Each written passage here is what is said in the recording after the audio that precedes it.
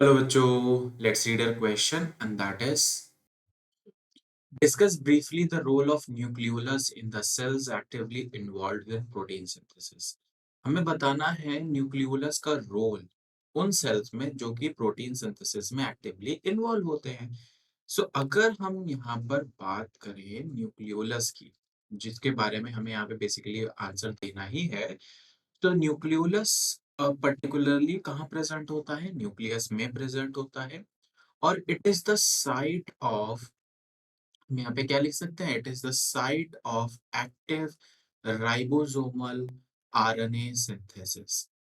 Ribosomal RNA synthesis जो होता है वो कहाँ पर होता है?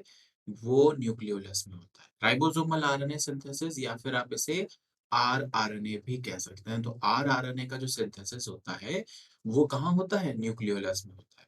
आर आरएनए का सिंथेसिस का रोल क्या है?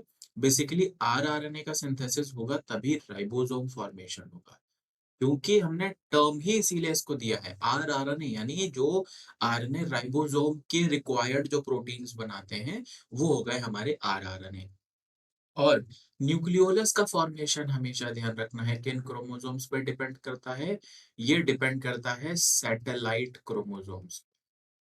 Satellite chromosomes are those chromosomes जिनमें सेकेंडरी कंस्ट्रक्शंस होते हैं जो कि सैटेलाइट के फॉर्म में दिखते हैं, और इसीलिए हम इन्हें सैटेलाइट क्रोमोसोम्स कहते हैं। और सारे क्रोमोसोम सैटेलाइट नहीं होते हैं, देयर आर वेरी फ्यू जो कि न्यूक्लियोलस के फॉर्मेशन में इन्वॉल्व होते हैं और जो कि अल्टीमेटली राइबोसोम का फॉर्मेशन करता है, और जिसका इंपॉर्टेंट रोल यहाँ पर क्या होगा?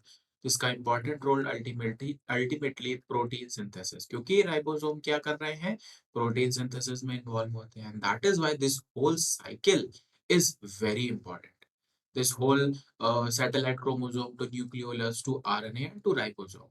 ऑल्सो जिन सेल्स में एक्टिवली प्रोटीन सिंथेसिस होता है उन सेल्स में हम कह सकते हैं big and numerous nucleoli present होते हैं।